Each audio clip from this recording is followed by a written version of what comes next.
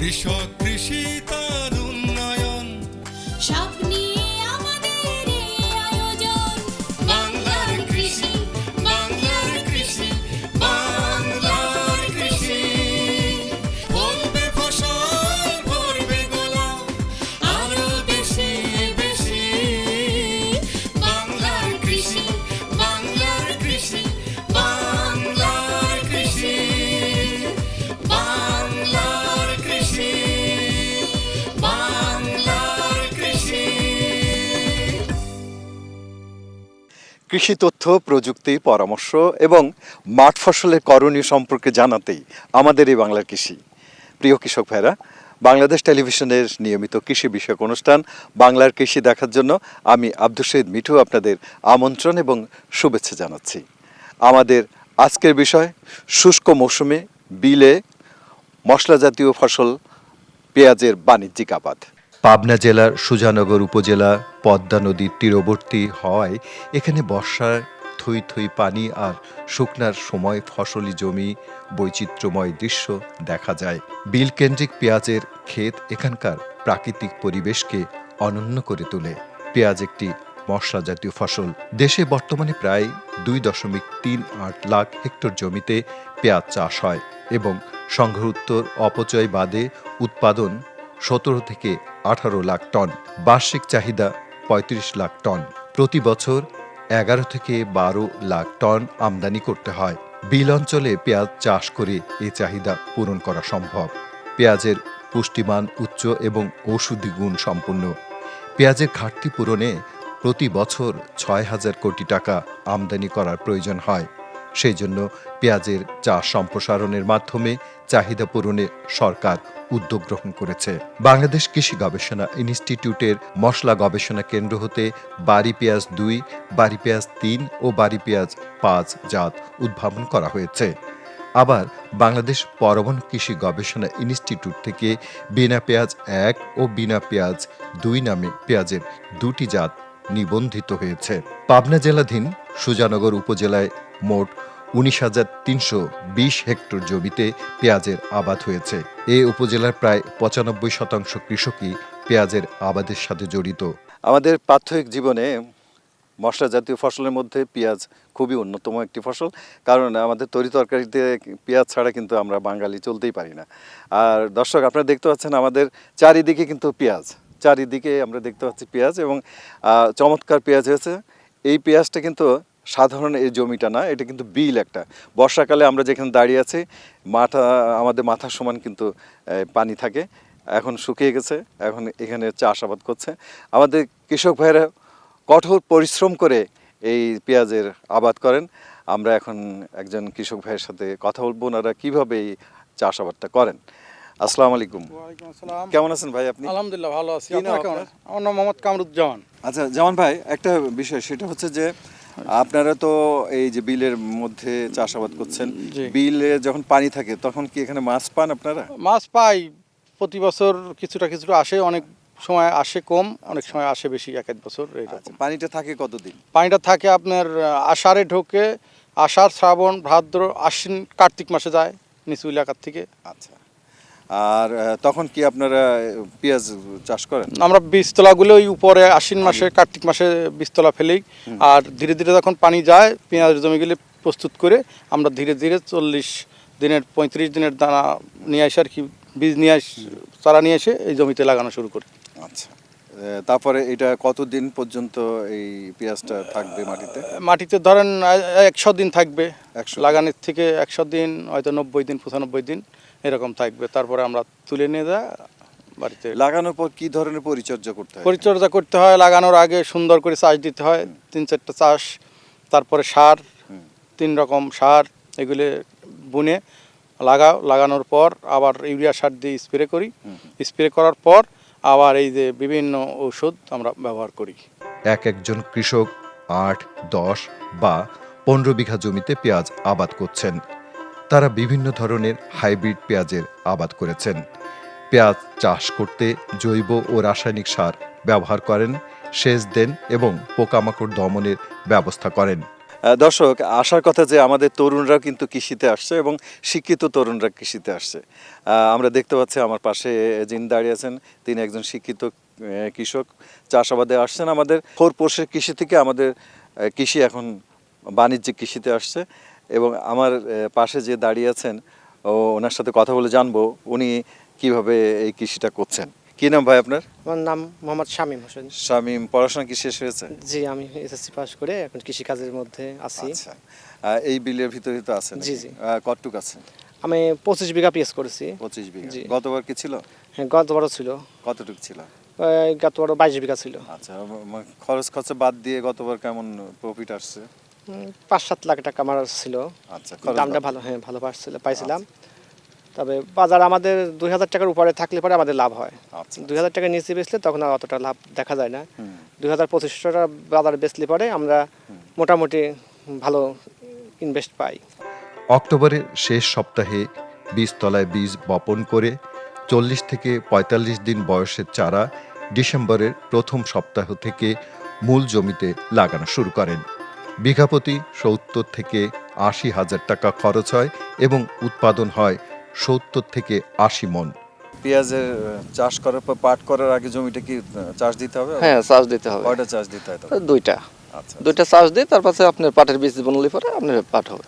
পাটটা কতদিন থাকবে? পাটটা থাকবে 90 দিন 100 দিন। আচ্ছা, তখন আবার পানি চলে আসবে? হ্যাঁ, পানি আসবে, পানি আসার পরে পাটটা কাটা হবে। ওই পাট কি এখানে জাগ দেওয়া হয়? হ্যাঁ, এখানে জমির পরে জাগ হবে। উপজেলা কৃষি কর্মকর্তা এবং উপসহকারী কৃষি কর্মকর্তাগণ পরামর্শ প্রদান করেন। পেঁয়াজ চাষের জন্য দোআঁশ বা পলি দোআঁশ মাটি 3-4টি চাষ ও মই দিয়ে প্রস্তুত করতে হয়। দুর্গাপুর বিলগাছদার পাদদেশে বিশাল মাঠ পিছনে যেটা আমরা আছি সেখানে হলো পেঁয়াজের মাঠ, শুধু পেঁয়াজ আর পেঁয়াজ। এই পেঁয়াজের আমাদের হলো প্রথম আমরা অক্টোবরের সেকেন্ড উইক থেকে হলো বীজতলা শুরু করি। বীজতলা বয়স যখন হলো 40 থেকে 45 দিন হয় সেই সময় নিয়ে এসে চারাগুলো পেঁয়াজের মূল পেঁয়াজের হলো আমরা মাঠে হলো বপন করি। সেখানে আমাদের হলো জাত বেঁধে কিছু হলো পেঁয়াজ আর্লি যদি করি সেখানে সবচেয়ে ভালো ফলন পাওয়া যাবে। এবং আমাদের যে জাতগুলো মাঠে আছে লালতির হাইব্রিড, জিনার, শোকসাগর, এরপর লালতির হলো সুপার কিং, বিভিন্ন ভ্যারাইটি আমাদের হলে মাঠে উৎপাদিত হয়। এবং আমাদের এই পেঁয়াজ উৎপাদনে আমাদের সার যদি পরিমিত এবং সুষম মাত্রা দেই ফলন আরও বেশি হলো পেতে পারি।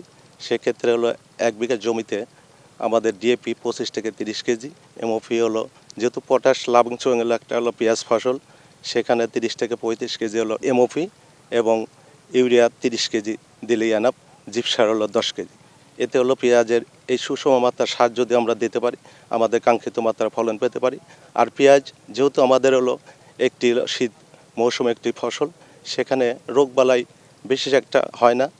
এক্ষেত্রে দেখা যায় পেঁয়াজের সবচেয়ে একটা রোগ পার্পল ব্লোস আক্রমণ করে। সেই পার্পল ব্লোস আক্রমণের পরিপ্রেক্ষিতে আমরা শুধু ইপ্রিডন গ্রুপের যদি রোবরাল স্প্রে করি ইনশাল্লাহ 2 থেকে 3 বার স্প্রে দিলে চলে যায়। প্রতি হেক্টর জমিতে 10 টন গোবর, 250 থেকে 270 কেজি ইউরিয়া, 190 থেকে 200 কেজি টিএসপি এবং 150 থেকে 170 কেজি এমওপি, জিপসাম 110 কেজি ও জিঙ্ক অক্সাইড 3 কেজি প্রয়োগ করতে হয়। শেষ চাষের সময় সমস্ত গোবর সার 100 কেজি টিএসপি ও এমওপি দিতে হয়। বাকি টিএসপি ও ইউরিয়া 2 ভাগ করে চারা রোপণের 20 ও 40 দিন পর দিতে হয়। জমিতে 15 সেন্টিমিটার দূরে লাইন টেনে লাইনে 10 সেন্টিমিটার দূরে দূরে চারা লাগাতে হয়। চারা লেগে গেলে আগাছা দমন এবং সেচ দিতে হয়। হেক্টর প্রতি ফলন 15 থেকে 20 টন।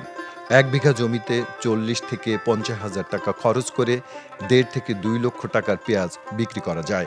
আমাদের এই সুজানগর উপজেলাতে পেঁয়াজ উৎপাদনের জন্য এই সুজানগর উপজেলা বিখ্যাত এবং 19,320 হেক্টর জমিতে এখানে পেঁয়াজ উৎপাদিত হচ্ছে এই বছরে। এবং আমাদের পেঁয়াজ উৎপাদনের লক্ষ্যমাত্রা হচ্ছে 3.5 লক্ষ মেট্রিক টন। এখন বর্তমানে আমাদের মাঠে পেঁয়াজ রয়েছে এবং বিভিন্ন জাতের পেঁয়াজ এখানে চাষ করা হচ্ছে। কৃষকরা হাইব্রিড জাতগুলো চাষ করছে বিশেষ করে, এবং এখান থেকে ভালো ফলন পাওয়া যাচ্ছে। আমাদের উপজেলা কৃষি অফিস থেকে প্রণোদনা কর্মসূচির আওতায় অনেক কৃষককে, এবছর 1000 কৃষককে আমরা এই পেঁয়াজ প্রণোদনা কর্মসূচির আওতায় নিয়ে এসেছি। তাদেরকে আমরা প্রয়োজনীয় পরিমাণ সার এবং বীজ সরবরাহ করেছি, এবং আমাদের উপসহকারী কৃষি কর্মকর্তাগণ এই পেঁয়াজ উৎপাদনের জন্য কারিগরি যে সহায়তা দরকার এটা মাঠ পর্যায়ে কৃষকদের প্রদান করছেন। কৃষকরা আমাদের পরামর্শে এটা ফসল উৎপাদন করছেন, এবং আমরা আশা করি যে আগামী বছর পেঁয়াজের যে দাম, এই দাম যদি মোটামুটি 2000-এর উপর থাকে তাহলে আমার কৃষকরা লাভবান হবে। পেঁয়াজ উৎপাদন করার পর দেখা যায় যে আমাদের পেঁয়াজ সংরক্ষণের একটা বিষয় আছে। বর্তমানে আমাদের নতুন একটা প্রযুক্তি এসেছে এয়ারফ্লো মেশিন। এই এয়ারফ্লো মেশিনের মাধ্যমে, একটা এয়ারফ্লো মেশিনের দাম খুব বেশি না, 20,000 টাকা। আমাদের ইতিমধ্যে প্রণোদনা কর্মসূচির আওতায় 320টি এয়ারফ্লো মেশিন বিতরণ করা হয়েছে, এবং আগামীতে আরও 320টি মেশিন বিতরণ করা হবে। এবং আমরা কৃষকদের মোটিভেট করছি প্রত্যেকটা কৃষক যেন তাদের বাড়িতে অন্তত একটি করে এয়ারফ্লো মেশিন রাখে। একটা করে এয়ারফ্লো মেশিনে 300 থেকে 400 মণ পর্যন্ত পেঁয়াজ সংরক্ষণ করা যায়। এই পেঁয়াজ যদি আমরা 2 থেকে 3 মাস সংরক্ষণ করে রাখতে পারি তাহলে পরবর্তীতে অফ সিজনে গিয়ে আমরা এই পেঁয়াজটা বাজারে সরবরাহ করতে পারবো। পেঁয়াজে থিপস এবং জাপ পোকার আক্রমণ হতে পারে। অনুমোদিত মাত্রায় কীটনাশক ব্যবহারে পোকা দমন করা যায়। পার্পল ব্লাইট, স্টেম ফাইলাম এবং গোড়া ও কাণ্ড পচা রোগ হতে পারে। বালানাশক দিয়ে এসব দমন করা যায়। বাজারে পেঁয়াজের ব্যাপক চাহিদা রয়েছে। পেঁয়াজ সংরক্ষণ করে অসময়ে বেশি দামেও বিক্রি করা যায়। পেঁয়াজ একাধারে মশলা জাতীয় ফসল এবং সবজিও বটে। ভাতের সাথে খালি পেঁয়াজ, সালাদ ও ঝালমুড়িতে কাঁচা পেঁয়াজ এবং আলু ভর্তা, বেগুন ভর্তা, ডিম ভর্তা, শুটকি ভর্তা, এমনকি ডিম ভাজিতেও পেঁয়াজের ব্যবহার রয়েছে।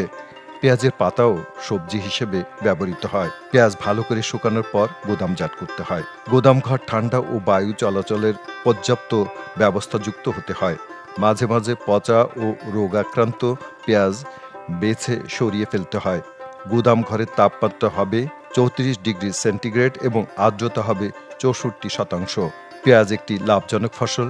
আমরা আশা করি বিল এলাকায় পেঁয়াজ চাষ সারা দেশে বাড়বে। এভাবে পেঁয়াজ চাষ করে দেশের পেঁয়াজের ঘাটতি পূরণ করে আপনিও অবদান রাখতে পারেন। বাংলাদেশের অর্থকরী ফসলগুলির মধ্যে পেঁয়াজ একটি অন্যতম। আমরা সবাই জানি পেঁয়াজ একটি মশলা জাতীয় ফসল।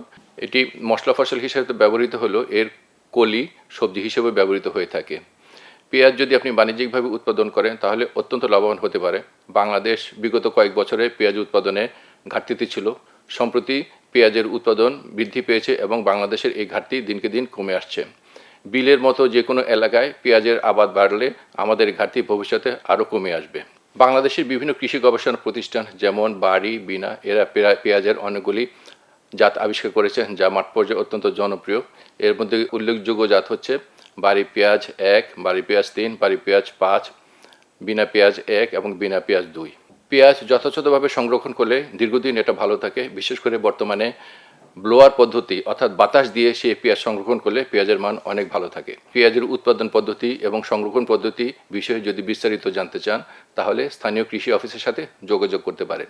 এছাড়াও কৃষি তথ্য সার্ভিসের কৃষি কল সেন্টার 16123 নম্বরে কল দিয়েও বিস্তারিত তথ্য জানতে পারেন। আমাদের সেবা প্রদানের সময় রবিবার থেকে বৃহস্পতিবার সকাল 8টা থেকে রাত 8টা পর্যন্ত। বাংলার কৃষি, বাংলার কৃষি, বাংলার কৃষি। অনুষ্ঠান সম্পর্কে আপনাদের যে কোনো মতামত আমাদেরকে লিখতে পারেন। লিখবার ঠিকানা প্রযোজক বাংলার কৃষি, কক্ষ নম্বর 223, বাংলাদেশ টেলিভিশন ভবন, রামপুরা, ঢাকা 1219। ইমেল বাংলার কৃষি 1314@gmail.com। Facebook Bangladesh television. ইচ্ছে করলে অনুষ্ঠানটি ইউটিউবে দেখতে পারেন। কৃষক ভাইয়েরা, বাংলাদেশে যে সমস্ত বিল রয়েছে সেই বিলগুলা অনাবাদি না রেখে এরকম পেঁয়াজের চাষ করে আমাদের পেঁয়াজের ঘাটতি মেটাবেন, এটাই প্রত্যাশা করছি। আজ এ পর্যন্তই। আপনারা সবাই ভালো থাকুন, সুস্থ থাকুন, এই কামনে শেষ করছি আজকের বাংলার কৃষি। আল্লাহ হাফেজ।